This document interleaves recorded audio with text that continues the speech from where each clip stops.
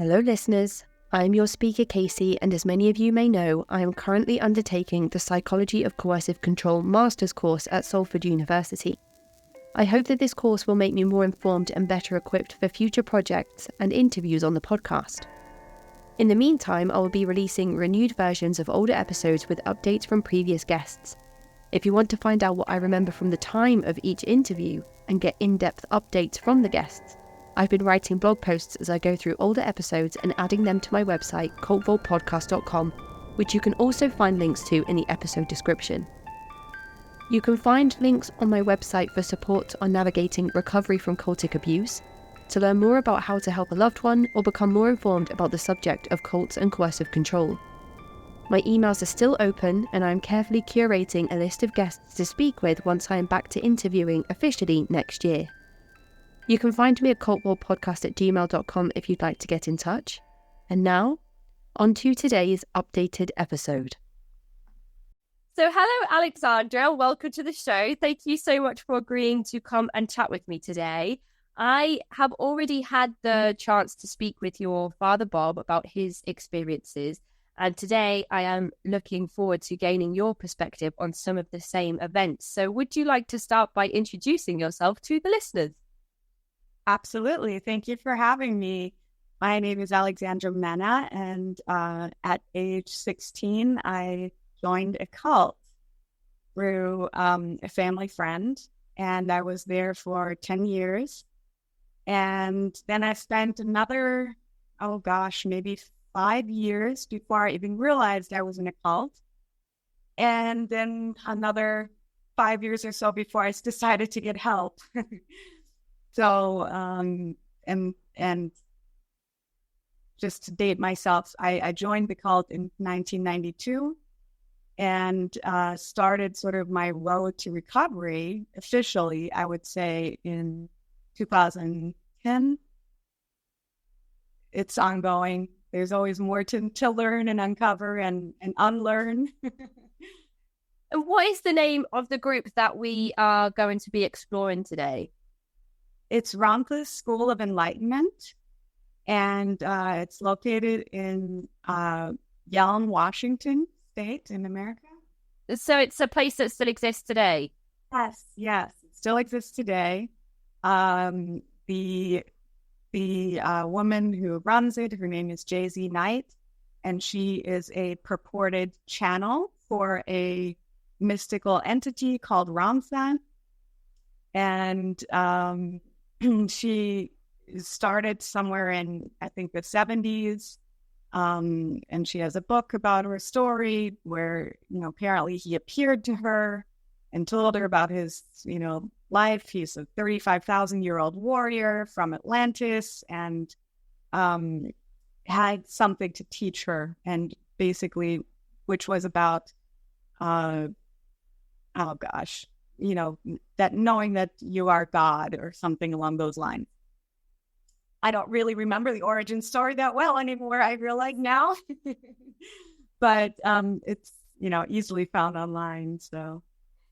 If Jay-Z Knight started this in the 70s, she must be kind of older now. Yeah, I think she must be in her 70s, maybe mid to late 70s, I would say. Given that brief history of the group, do you remember sort of what the core principles and practices are, if you had to kind of summarize the group to somebody who had never heard of them before?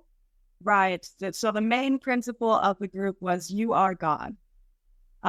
You are, your essence is God, and we've just forgotten that.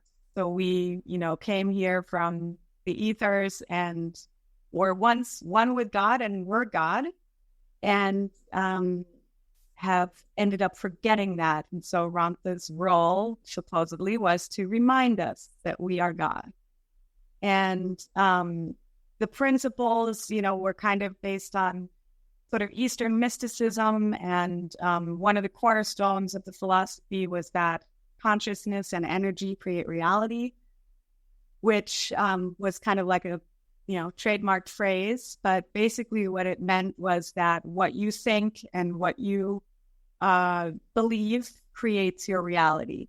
ultimately you're responsible for everything in your life. It's all within you, and it's a matter of unlocking it, and it's a matter of, you know, anything, like you said, if it's riches or anything, if you don't have it, you want it and you don't have it, it's because there's some part of you that doesn't believe you deserve it, or doesn't believe you are it, essentially. Like we would, the thing about how he would do our disciplines or exercises was that you had to become whatever it was you wanted, and believe it so strongly, or be it so purely and absolutely that it would become reality. And there was a whole pseudoscience behind, how that could happen.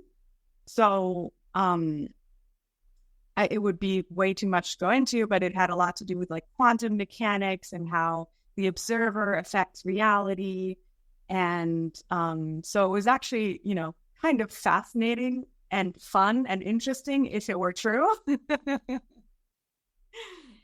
I feel as if in my mind, I feel I'm very skeptic about things like deities and ghosts and things that people have talked about for years, having experiences with or seeing.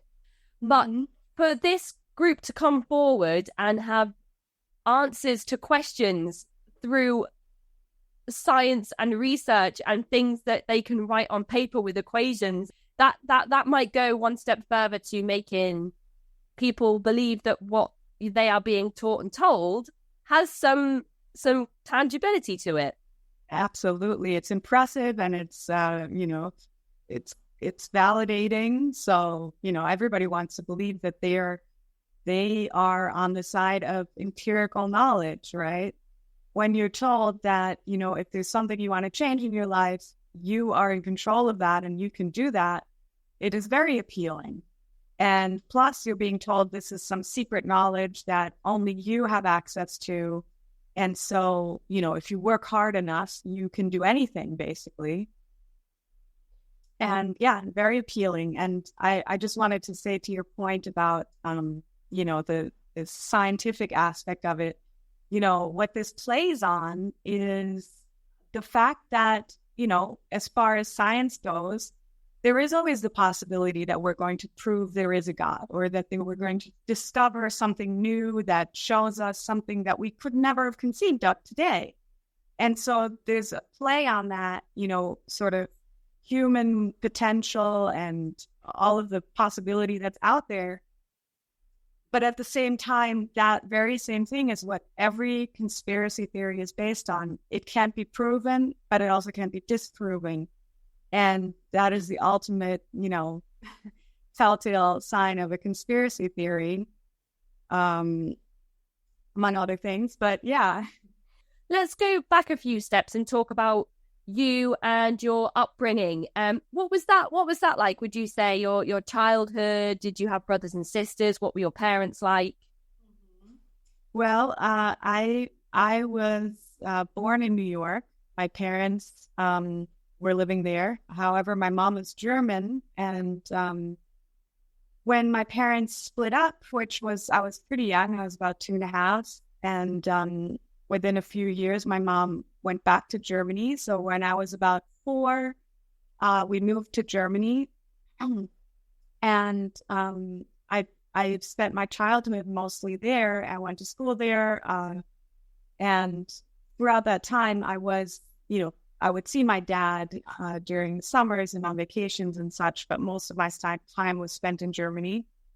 And when I was 14, I decided that I wanted to come back to New York. I had a dream to be an actress, and my life had kind of taken a little bit of a downturn. In my early teens, I was really, really troubled and really had some terrible bad experiences and trauma, and was into drugs and such, and not doing well in school. And one of the things that I thought was like, well, if I could just do what I really want with my life, I would be a little bit more motivated. And so my dad suggested that I apply for a high school in New York that combined the arts and academics. And that was the Fame School from the movie and the show, which really exists in New York. And my dad had actually gone there when he was a kid, but for music. And so when he suggested that, I, made a point to get ready, and I auditioned and I was accepted. And so when I was 15 or just 14, 15, I came back to New York and started high school there. Wow. What was that experience like for you? Did you feel like you were in a good place, or you were at the start of a more positive segment of your life?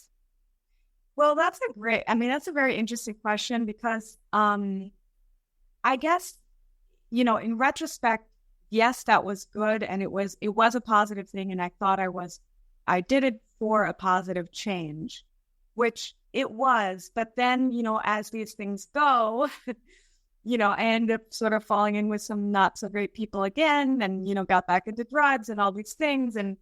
And I think the aspect of me that was troubled and that had experienced some pretty, bad things and trauma that never really got processed, you find a way to act out of that if you're not dealing with it and if you haven't processed it. And I think that's what ended up happening. And that sort of vulnerability I still had ultimately is sort of what led me into being, susceptible to being drawn into the cult. And your relationship with your father at this point, you'd lived away from him for so long and you moved back over to America. Was it comfortable for you to fall back into a kind of, like when you haven't seen a friend for ages and then you see each other and it's like nothing's ever changed, or was there kind of like a trying to reacclimate to some type of normal new every day with your father? Yeah, I mean, my dad and I always had a great relationship. We were very close, and he was very loving. And even though, he wasn't there physically most of the time, he was always in touch and always sending me gifts and letters and all kinds of things. And calling, and he was very present. But that still is different than living together, and when you're a teenager and, you're used to how things have been with my mom, then coming to live with my dad was definitely an adjustment. And my dad was way more strict than my mom. My mom was, just very relaxed and easygoing, whereas my dad was like, you need to tell me when you leave where you're going, and then you call me when you arrive where you're going. And I was not used to that. And so there was a little bit of we clashed a bit. And certainly, like, I was a teenager, so we definitely clashed over sort of my level of independence and how much I should have and how much he didn't think I should have. Do you think that your father's decision to be a bit more stricter perhaps came from where you were then living? Was there a difference between, like, civilians and crime rates over in Germany compared to where you were over in New York?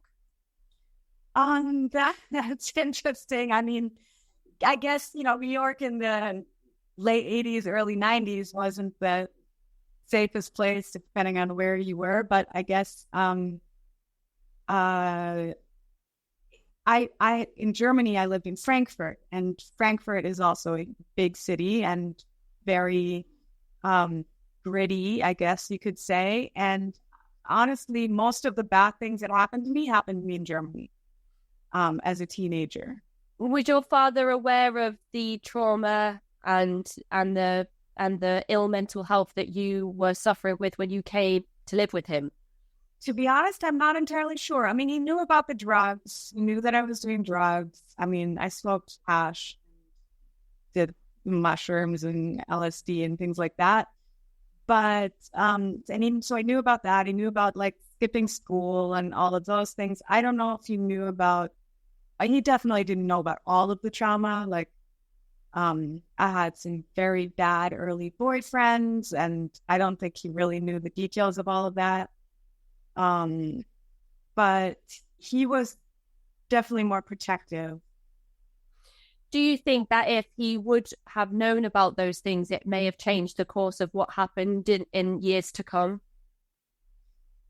Honestly, I don't know. I mean, I don't know because I ultimately think he was just doing the best he could to cope. Absolutely, yeah. And I think that was clear in my discussion with him as well. I guess I'm asking that question from the perspective of any other parents who may be listening with troubled children of their own.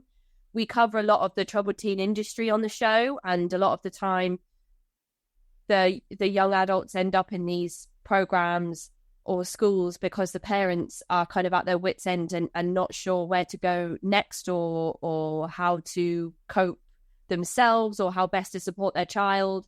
And so they entrust their child over to air quotes professionals, and then the child actually ends up coming out of the programs at times with more trauma than they had before they went in. So yeah, I just thought it'd be interesting to ask whether you thought if your father had been aware, if there would have been maybe a difference in what happened. But I guess in some ways it may have been a good thing that he didn't decide to enroll the help of professionals who may have placed you in a facility that didn't help in any way. Yeah, I mean, I think if I don't know, obviously, when it comes to how this might help somebody else, I would say like everybody is different and everyone's parents' relationship with their child is different.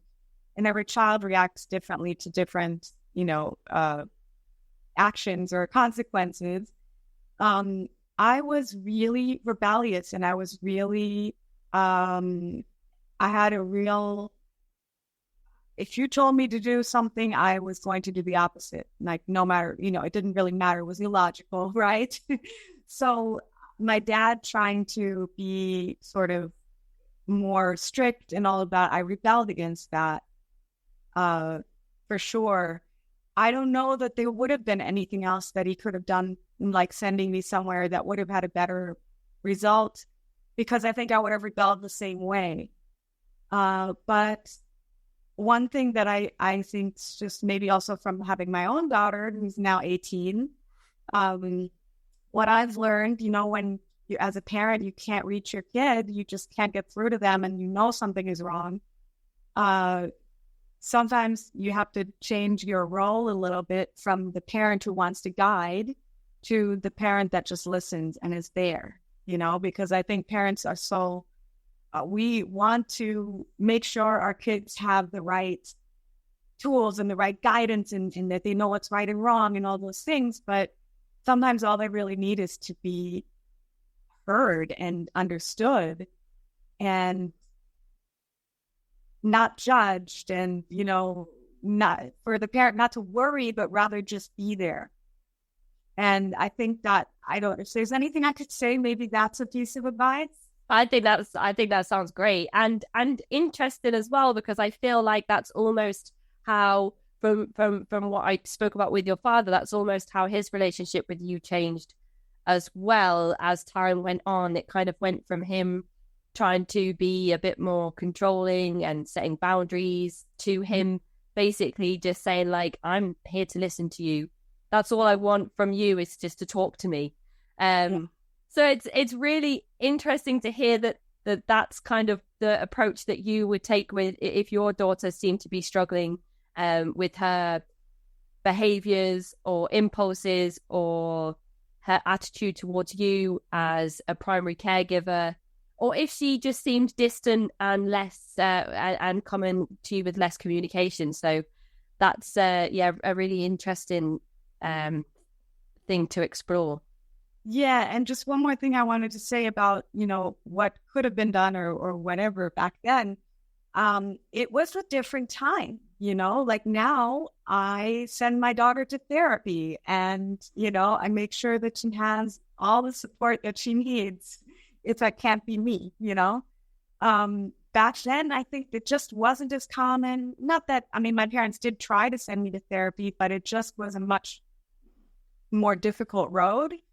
I don't think there was the same kind of tools and acceptance for that kind of process to get help. I think there's definitely been huge breakthroughs and positive waves in terms of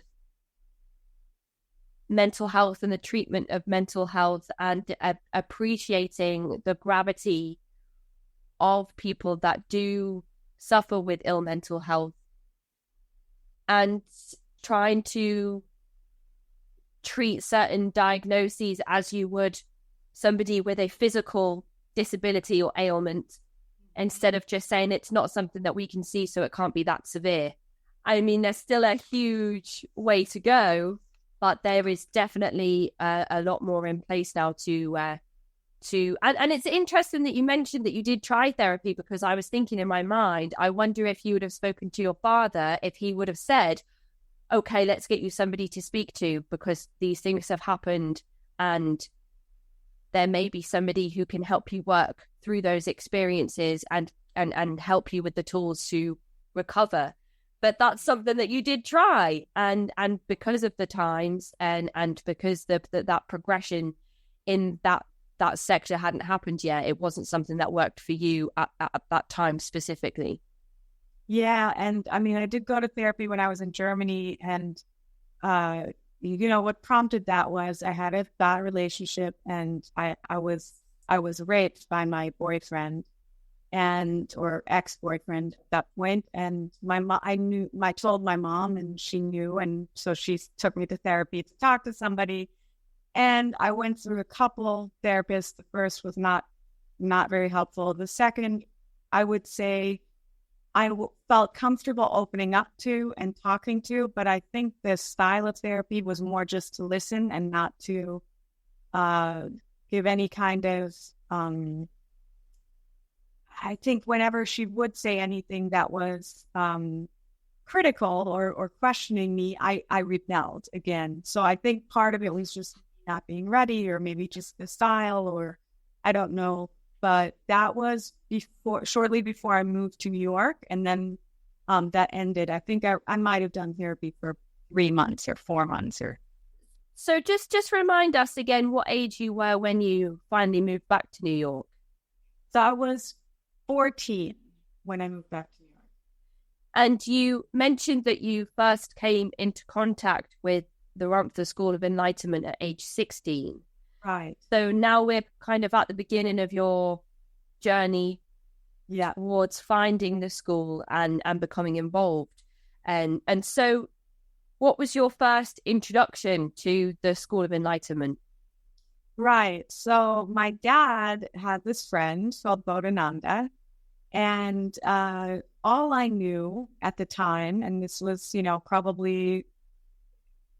I was probably 15, 16, maybe early 16 at this point, was that my dad would meet with him, and they would, he was an old modeling friend, and my dad would teach him how to swim because he didn't know how to swim. And in return, Bodhananda was teaching him some other kind of classes, like fitness classes of some sort. And I always say that, my dad was one of those people that was always had something going on. Like, he was a swimmer. He was, into some point, yoga. He was very healthy. He was into all these things. And he would do these, like he did like a 30-day yoga challenge, whatever it may have been. Always, it seemed like always something else. And honestly, like from my perspective, it was like, I don't really think any of this is making a difference. But when he started doing these classes with Bodhananda, and I noticed a difference in my dad. And I think the biggest difference was his temper. He would get mad or whatever. And when he started doing that, he stopped doing it, but he did it less frequently, or he seemed more controlled, or like he was checking himself, before he would, explode, let's say. That is fascinating to hear that from your perspective, because he talked through about how he would have a conversation with himself in his mind, about, okay, so why am I angry? Why am I doing those things? Through the practices that he had been going through with Bodhidharma, he started to have these, okay, so I don't need to get angry, or I don't need to react this way because it's happened because of this. So for him to talk about that process that he was going through in his mind, and for you to be able to look at him and be like, why isn't he getting angry? Why is he just stopped all of a sudden? Like, and you're seeing him go through this process. That's really fascinating, I think, to gain your insight on that. Yeah. And honestly, even though as a teenager, I was happy and I was glad that he was, more measured, or however I perceived it. It also seemed like it afforded me a little more freedom to sort of do whatever I wanted to do. And looking back, like, I think you have to be okay with your kid not liking you. You have to be okay with your child not accepting your discipline, not accepting your boundaries, because they don't know, but you know better. And for whatever reason, like, even though, like, on a personal level, I was like, oh yeah, this is nice, my dad's a little more easygoing, that isn't what I needed. I needed boundaries and, probably more discipline than I got at that point. And to no fault of his own, he tried. He tried. I suppose on the flip side of that as well, there could have been the situation where, because it's natural that there is a natural stage during adolescent brain development where children and young adults are supposed to push boundaries and take risks. That is actually a physical, chemical reaction and part of brain development that kids are supposed to take risks and learn where their own boundaries are and how to keep themselves safe. And that is all part of the kind of flying the nest part of development, where the child has to prepare itself to no longer be under the guidance and supervision of the primary caregiver.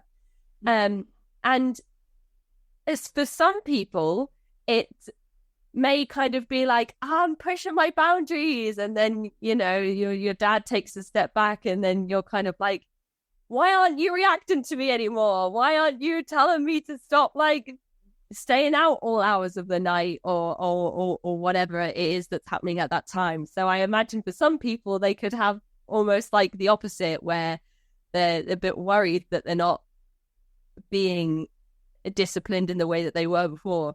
Yeah.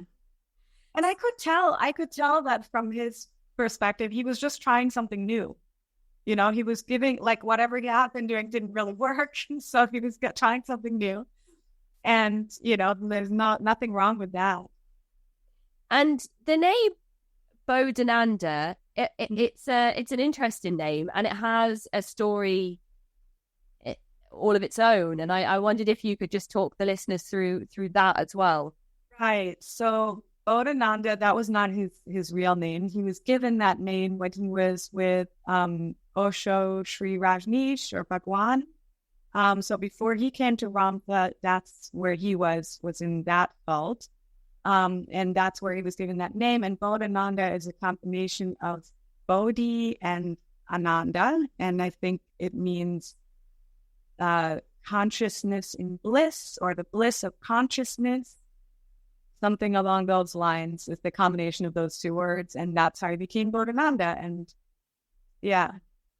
So he actually went over to Rajneesh's ashram, yes, and had the one-to-one interaction with Rajneesh, where Rajneesh personally gives you your new name and the mala. Is it a mala that you wear around your neck?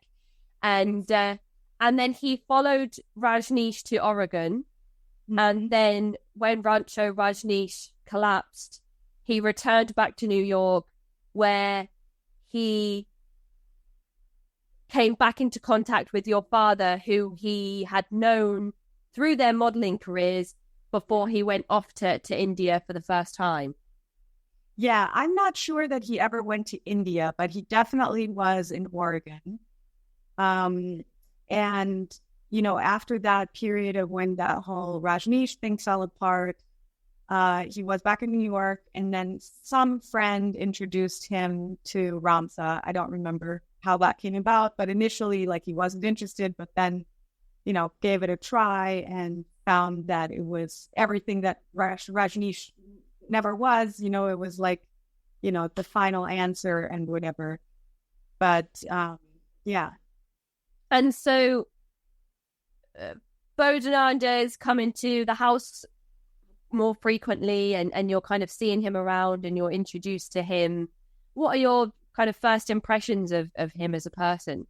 Right. So, I mean, he was a really charismatic person, and he was, my dad would bring him for dinner because I think the other thing that was happening is they were working together. My dad was giving him some work, and I think he had no money. And so my dad was wanting to help him out. And some nights they would come over, he would come and spend the evening and have dinner with us. And the interesting thing was that, my dad and he would have conversations that I would overhear, and they were kind of like along the lines of conspiracy theories and things like that. But interesting, I think that's the first time I heard about the whole like Rothschilds and that whole story. And so that was kind of new to me, but they would talk about things like that. And it was interesting to hear. And as a kid, you don't know how to differentiate like what's real or what isn't. And I don't know why, but there was no part of me that said like, oh, that doesn't sound right. I don't know why. But yeah. And so it was just kind of fascinating. He had a way of like talking to you that made you feel like you were really being heard and listened to. And he would probe, like he would often, if you were talking about something, he would make a point to address the underlying thing, whatever it may be. So if we're talking about, let's say, the Rothschilds or whatever it was, and let's say I was not really believing it or who knows what, and then he would say, but why is it that you find it hard to believe that? Or why is it that, what is it that's stopping you from accepting this? He would be kind of like, he would probe a lot. And yeah. And your father is teaching Bodhananda to swim, and he's returning a favor by having some workshops or classes with your father. What happens in these workshops? Yeah, so I mean, what ended up happening was because I started seeing that change in my dad, and he would talk briefly, not much, but he would say, he's taking these classes. And I became interested. And one day I just said, I wanted to try taking the class as well. And, it's funny because, I sometimes, I said how if somebody tells me I can't do something, then I really am going to do it. Well, both of them kind of were like, oh, no, that's not for you. Like, oh, no, you can't do that. And I was like, oh, yeah. So you roll up your sleeves. Right. So, of course, I wanted to do that even more. And then finally, at some point, they let me, I took the class. And basically, the classes were like exercise classes, but the real sort of purpose of them was that through exercise, you got to like an emotional place that was kind of like took you to your limits, emotionally and physically, and that when you got to that place, that's when you could confront anything that was standing in your way. That emotions would come up and feelings would come up and all these different things, and that's what it was about. That's what you had to deal with. If you were trying to do your 10th push-up and you couldn't, it wasn't because you physically couldn't do it. It was because something mentally was holding you back. And so that was like the work, was like dealing with what came up in those places. And then the other thing, part of it was that in doing the physical stuff and overcoming sort of what you thought were your limitations, you became empowered, and you found sort of like a place of peace, a place that you felt, was like you could do anything. And so there was this combination of like, well, that's the real you, and that's the you that you want to sort of like foster and build on. And which, you know, some of that isn't wrong. I mean, there's a reality to the fact that when you overcome like physical, you know, difficulties, that it releases endorphins, and it's, you know, all these things that make us feel good and empowered. And but the thing that was weird about it was the way that he guided us on what was going on internally, and sort of like, you know, suggestion and sort of pulling out this information that may or may not have even been there genuinely. And is this practice in these classes, is it coming from his time spent with Rajneesh, or is it coming from Ramtha School of Enlightenment, or is it a combination of stuff that he had just designed on his own? I believe that it was a combination, and my best explanation would be that the classes themselves came from a self-defense program that he took, and the part that we did, the exercise that we did, was their warm-up. It's what they would do as a warm-up before they began the self-defense portion of the class. And we never did, like I never did the self-defense aspect part of what he did, but the point of this warm-up was to get you so relaxed and so out of your own way, essentially, so that when you were in the self-defense training, your actions and reactions were pure and automatic, and nothing was holding you back, kind of thing. So there was that part of it. That was like the exertion part of it, you know, was like just give it your all, 150,000%. And then the other part of it that I think was partly Rajneesh was sort of the group therapy aspect of it. Like some of what was going on was like this probing and examining your innermost fears and all this stuff. And then the other part of it, which was this like, oh, go to that special place where you feel, you know, your pure self, or whatever you might want to call it. That was a little bit of Ramtha, I think, because it was kind of like being that observer that, you know, was part of that philosophy. And ultimately, I think he did his own thing. He mixed it all up and made it his own.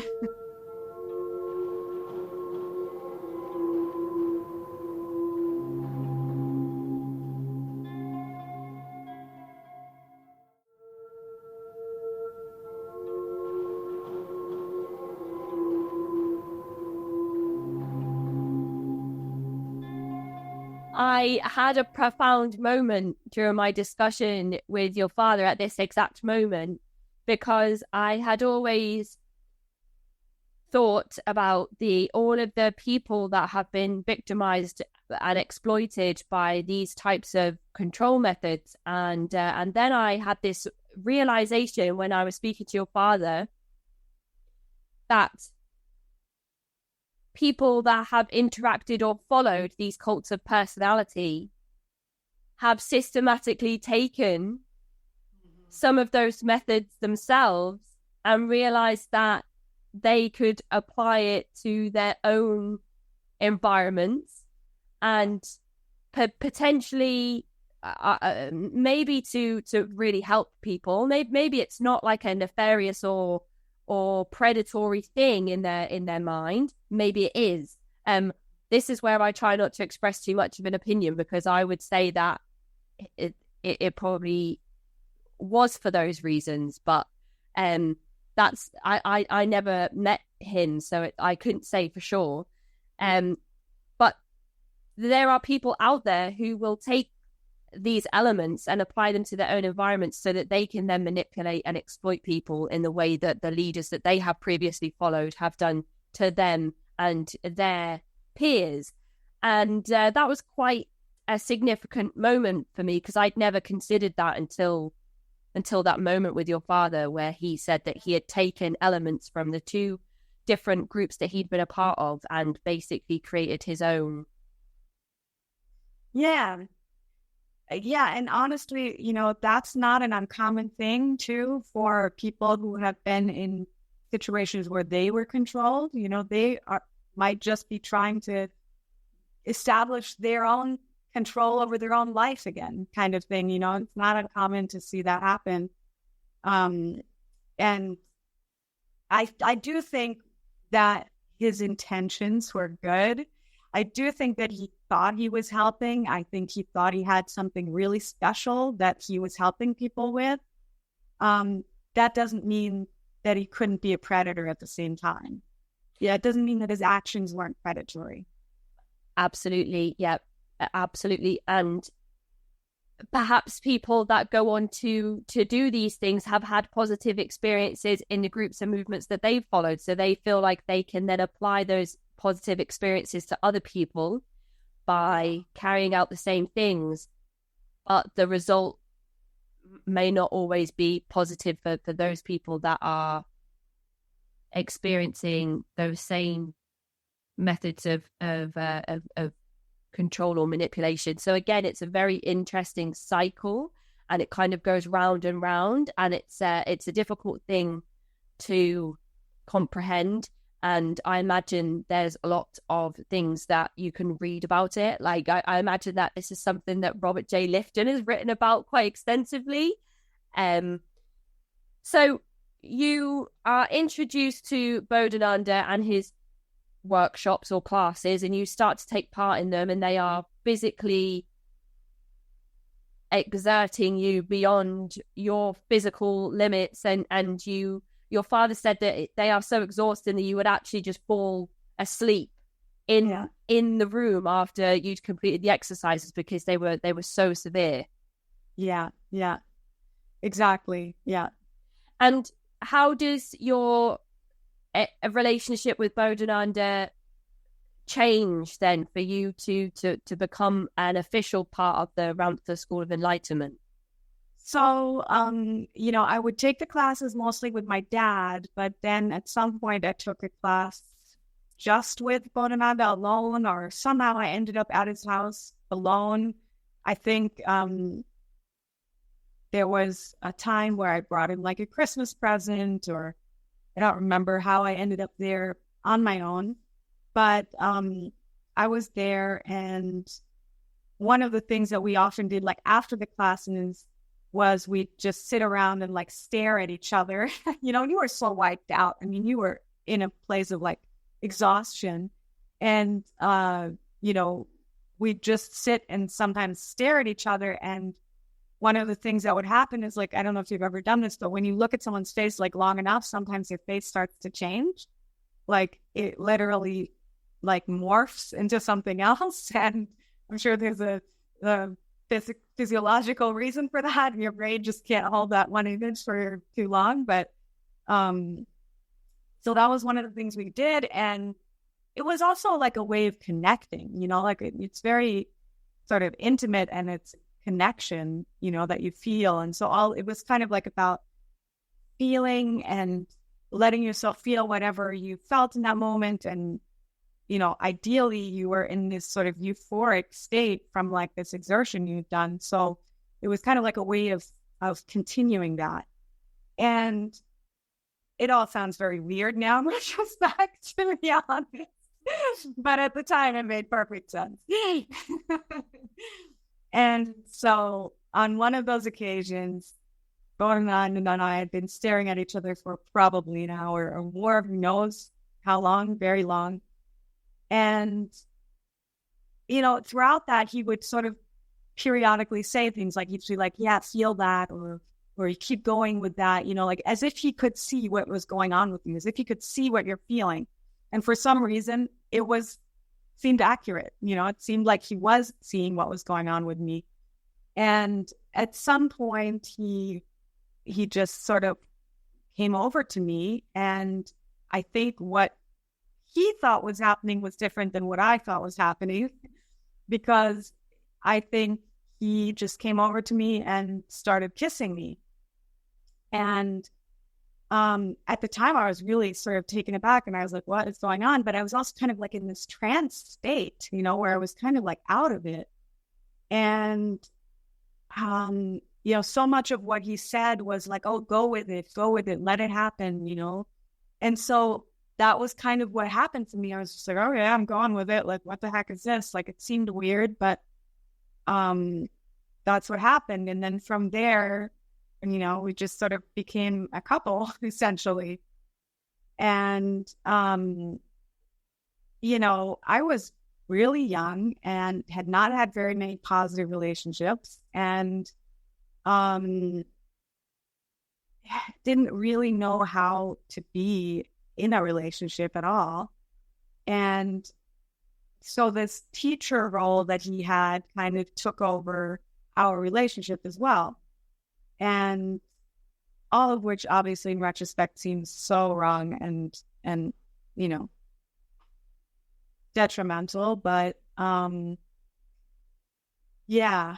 So from there, we would spend a lot of time together, and I felt like I was learning from him, about just how to be more happy, essentially, because I hadn't been very happy. I was very lost, and nothing I was doing was really helping. I thought, I'd come to New York to try and make things better, and to some degree it did, but I was left with this emptiness and sort of like no direction. I wasn't happy with how things were going in school, and I was very just something felt like it was missing, and this filled that hole, I think.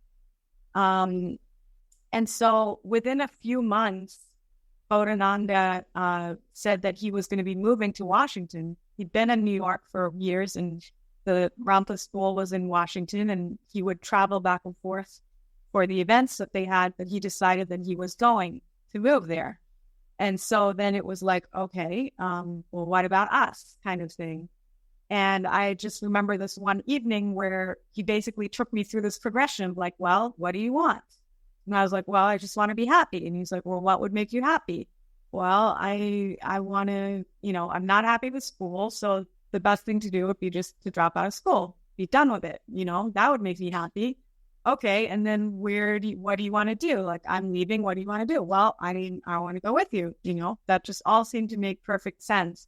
But it was kind of this like guided progression that happened in the conversation with him. And, and then as well, like, well, what would that mean? How would you tell your dad? And, are you afraid that he's not going to approve? And I was like, well, I don't care. I don't give a shit. Like, what anybody thinks, I'm going to do whatever the hell I want, like if I wanted, I'm doing it. Yeah. And when my father tells me that I'm not dropping out of school, well, then I'm dropping out of school. And if my father tells me I'm not leaving, well, I'm already on the plane.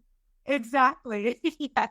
It kind of goes in hand with that. Like, if you tell me I can't do it, I'm doing it. And yeah, it ended up happening, and how I ended up moving. And my dad, in that process became keenly aware of something being wrong, which I'm sure he told you. And then started to sort of like spin out and become very like opposed, and which then at that point seemed out of character.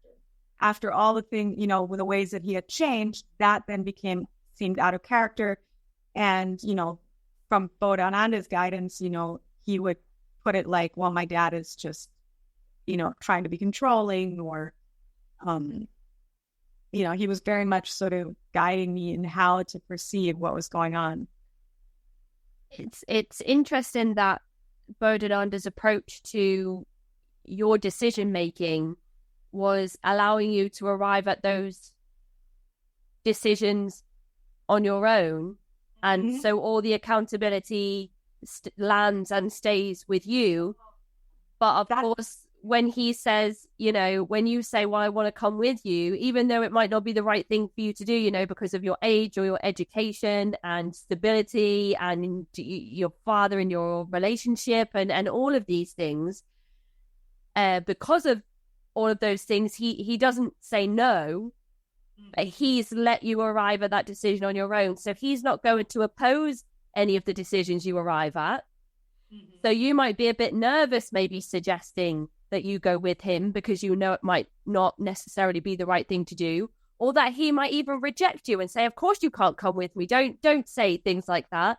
but he lets you arrive at those things on your own and then doesn't oppose them when you say them out loud. Right. And it's so interesting. That's such a good observation, because that is very much the key to it being effective, right? Is that you think you're making your own choice. I always thought I'm making these choices. These are my decisions. And therefore, I stuck to my guns with them. You know, it was like, no, this is what I want and this is what I'm doing. And I never for one second thought, oh, I have been guided here. I've been directed here. And, you know, one thing I wanted to say too about sort of what you talked about before, about whether Bodhananda's, you know, intentions were good, or whether his, you know, what his intentions were. I think one of the things that this way of thinking that he kind of introduced, which was very probing and I don't even know what to say. I don't know. Analytical isn't the right word, but sort of, there was a lot of back and forth that went on in your head, you know, over things like, well, is this the right thing? Is this, why is this seem wrong to me? Why am I questioning this? Those kinds of things. And what you learn to do is you learn to justify. And so in retrospect, I think that's what he did. I think that he might have thought, oh, this isn't right. Maybe this isn't, you know, maybe I shouldn't be doing this with a 16-year-old, you know, he was 42. Maybe I think he did have those doubts, but he talked himself out of them. He found a way of justifying whatever he was doing by it being like for good, or, you know, he was following some feeling that he felt was right. And I think that's really, it's partly how he justified what he did. And I think it tells a lot about what that process was about, like how that worked. And that's what I took on myself. You know, I took that on as well, that way of thinking. It feels like it has elements of what I've seen a lot in sort of true crime documentaries or podcasts around coerced confession, and how if somebody doesn't necessarily get the answer that they think is correct, they will ask it in different ways or give other small bits of information to guide the person into arriving at the answer that the person given the questions thinks is the correct answer all along. And it kind of feels like it has the same sort of process. Yeah, and what's really interesting about that is that what happens is, if you're the one being questioned, you feel like they're looking for an answer. This is not happening consciously, you know. But you somehow know that they're trying to get at something. They're trying to get at something that you're not quite getting. And then through this process, when you finally do arrive at it, you feel elated. You know, you feel like, oh, finally, I got it. You know. And that relief and feeling of sort of, you know, relief is then interpreted as, oh, that's how you know you're right. That's how you know you hit the nail on the head. That's how you know this is correct. But it has nothing to do with whether what you arrived at is correct or not. It has to do with the fact that you were trying to please this person. You were trying to, you know, find the right answer. It's like when you get the answer to something you can't really remember, and all of a sudden you get it, you're like, oh, yeah, I got it, you know? It's also a way to please yourself as well, because you talked about, you know, endorphins being released and things. And when you arrive, you know, it's like in school, I would remember a teacher would ask a question, and if I knew the answer, my hand would be like as far up above my head as I could get it. And I would be like straining to answer the question, because it would be like, or I'd shout it out and get into trouble anyway, because then I'd be like, yes, I've said it. I know I'm right, and I've said it. And now everyone knows that I'm right as well. And it's that same sort of like, you're not just pleasing the person that's asked the question and wants to hear you give the correct answer. You're also pleasing yourself. And then there's that internal reward system, because you know that you're right. And you know, and maybe that's kind of an element of the school system that we have that encourages that, competitiveness and eagerness to provide that information. But it was just interesting to draw those parallels between sort of this process that was happening and things like coerced confessions, where it's the same sort of thing, and there's the reward system in that, where, people, when they give the answers, are praised and, oh, thank you. Yes, that's right. Yes, that's the right answer. Oh, you're doing so well. And who doesn't want to be told that they're doing a good job? Right, because I forget, is it negative or positive reinforcement, where you're taken out of an uncomfortable situation, right? You're in an uncomfortable situation being questioned and, drilled essentially. And then giving that answer relieves that tension and relieves that pressure of the discomfort. Okay, yep, I'll leave you alone now. I won't ask you that question anymore. So it's a learned response. You learn to find those ways that they give you that relief, And interesting that you mentioned as well that you'd seen this change in your father, where he seemed a more collected, seemed to be more rational, or having less intense responses to certain things. But when he finds out about your relationship with Bodenanda and things start to kind of make sense to him, and he starts to put the pieces together, he almost has this snapping moment where we talk about kind of the snap, or the rose-tinted glasses come off, or the veil is lifted, and there's loads of different ways that people have explained having this situation. But he almost talks as if he has this kind of fight, flight, freeze, or the new fourth thing that people have introduced, and I can't think of what it is off the top of my head, where he realizes that he has to try and protect you at all costs, and this strange new way of working through things with this mental process is not something that he can use to justify the situation that you have found yourself in with Bodenanda at that point. Yeah, exactly. And that was, at that point, then out of character from where he was before, because it seemed like an about turn, from this person that he was before. And what's your reaction to that? Are you kind of thinking, Dad, remember your training, what you've been working on? Or are you kind of like, oh my goodness, he is acting really intense, something must be wrong?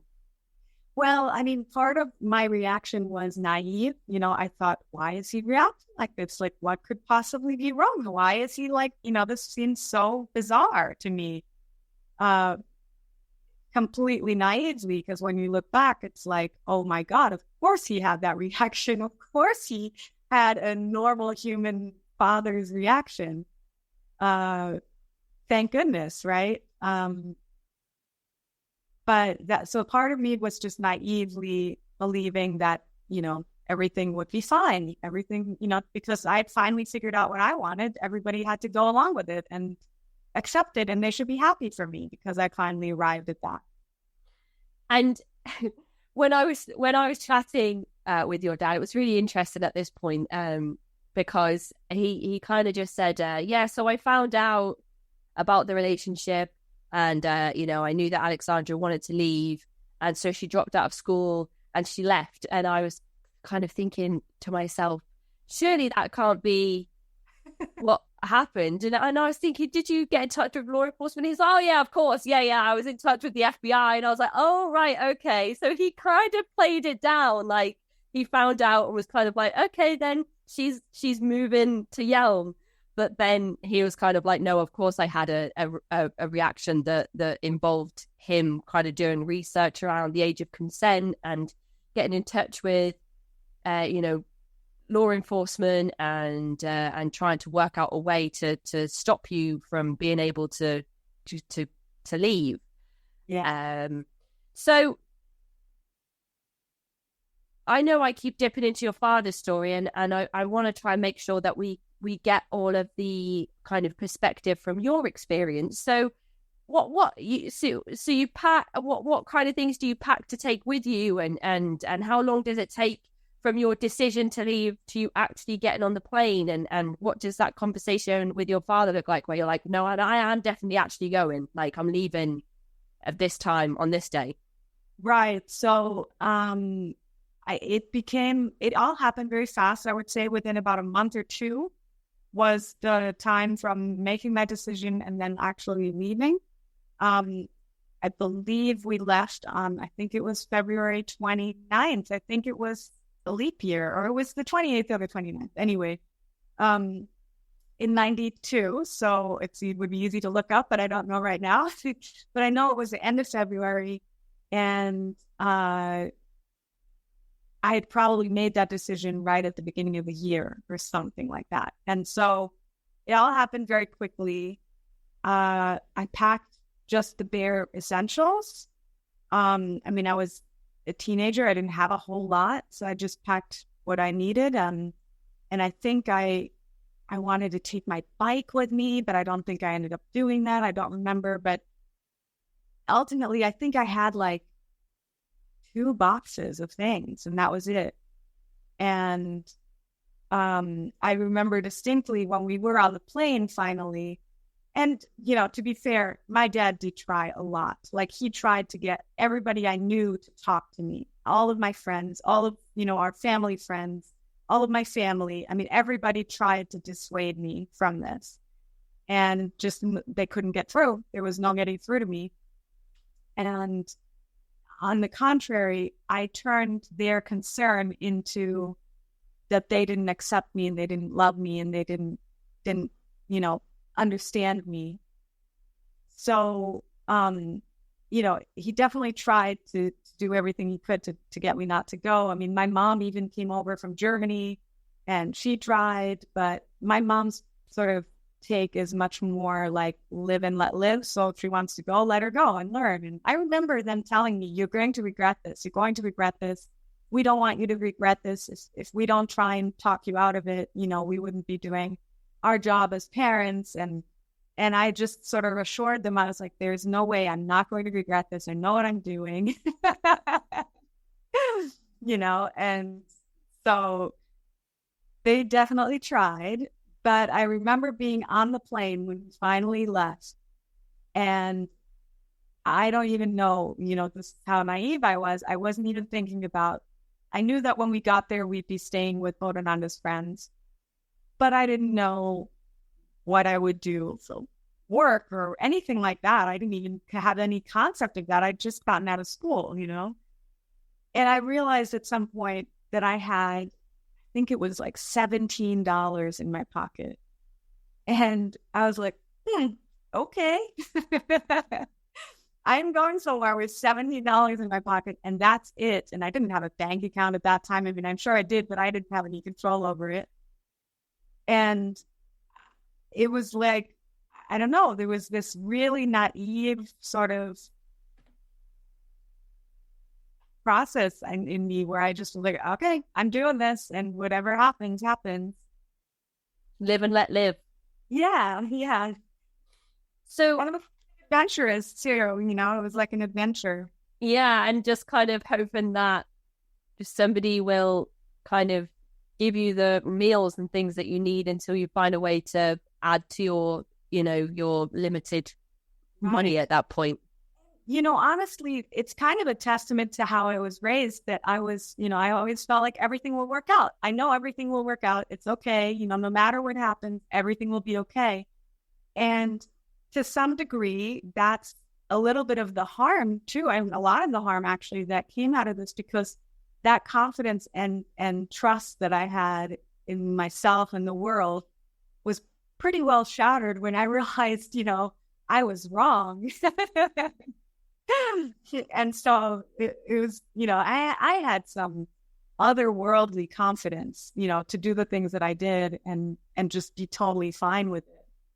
And misguided, of course, but it also kind of then really put a check on like, oh, well, maybe I don't know what I'm doing. Maybe, so.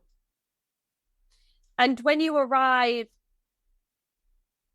in Washington, what is that like for you? Have you been there before? Was it what you expected? Do you go to the school straight away, or do you kind of stay with Bodananda's friends before you're introduced to Jay-Z night? What does that whole process look like? Yeah, so I mean, first of all, I was your typical East Coaster and thought Washington was Washington, D.C. So no, I'd never been to Washington State. So was it like, did you have like raincoats and things with you? Oh, no, I didn't have, I mean, I'm sure I had like sweaters, but I didn't have the right kind of clothes for that weather at all. You had to get like, rubber boots and raincoats and stuff. For sure it was an adjustment. But the thing that I remember very distinctly is everyone came to pick us up from the airport in Seattle. And so I think there were at least probably 5 people that came to pick us up. And we were at the gate. This was when you could still go to the gate to pick people up back in the day. And so they all, waited for us as we got off the plane and came out the gate. And, there's always like benches and seating areas there. I just remember the welcome we got. It was the true textbook love bombing. I mean, classic, because we must have stood there for an hour or 2, hugging, saying hello, just sitting there, giggling, laughing. It was like, I'm sure anybody who saw us was like, these people are weird. We just sit there staring at each other, like laughing, giggling, hugging. I mean, it was the weirdest in retrospect thing, but it was your classic love bombing, where it was just like, and Bodhidharma was like, oh, didn't I tell you she's so sweet? And, you can tell she's so special and all these things, Wow. And that reaction from him then leads me to assume that he'd been in contact with these people about you before you got there. So maybe they were aware of the contentions between you and your family and your loved ones before you went over there. And even if they weren't, for you to come from a place of people kind of not accepting you, feeling like you're being judged, feeling like people don't appreciate or respect your decisions or trust you to make the right decisions for yourself, to then go to this place where you are accepted with unconditionally, I say again in air quotes, you're accepted unconditionally by this group who immediately love you and accept you and won't judge you and but then for Bodhidharma to be like, didn't I tell you she was amazing? That maybe there was the opportunity beforehand for him to say, her family and friends don't approve of her coming with me. So that may have even ramped up the level of, wow, yes, you're with us and we're going to take such great care of you. Yeah, absolutely. I mean, I don't know how much of that happened, but it was definitely, the way that we did things, it was like the way that everybody interacted. It was this very weird, culty, in retrospect, like classic cult behavior. It must have felt incredible for you at that point to feel like you'd found a place where you belong and you're accepted, though. Yeah, you're absolutely right. And I mean, that is so true, feeling like, because it's also very emotionally based, it's just like, oh my God, I feel so good. Like you're making me feel so good and accepted and loved and all those things. And like you said, like the contrast from that to where I had come from was, it's overwhelming and it's kind of, it's nice. Nothing else I can say about it. It felt good. So where do you go from there? Once you leave the airport, you've started your new life. Mm-hmm. So we lived with 2 friends that were 2 of Bodhananda's friends that let us stay in their place. That I think a 3-bedroom, like double wide mobile home. We were able to stay there. The daily life was kind of like we would do communal things, like we would make dinners together and we'd have the classes, Bodhananda was teaching the classes where everybody was part of that. So we'd have those like 3 times a week or sometimes every day. That it became more and more frequent. And, they had already all been to the school. So they had their sort of like daily routine of like disciplines and things that they would do, like quote meditations, even though we didn't call them meditations, we called them focusing. But yeah, so I was kind of like aware that that was happening, but not exactly participating. And how long was it before you became involved in those practices? So we came in at end of February, and the plan was for me to go to my first event. I think it was in April. But then what happened was that event was canceled, and it was because Jay-Z Knight was going through a divorce, and so it was interfering with the scheduling, and so she canceled that event. So then the next time I would have had the chance to join was in the fall, and so I made that plan that I was going to join in the fall. And but then when I signed up for it, I ended up getting a letter. I had my, I think it gave me the money order.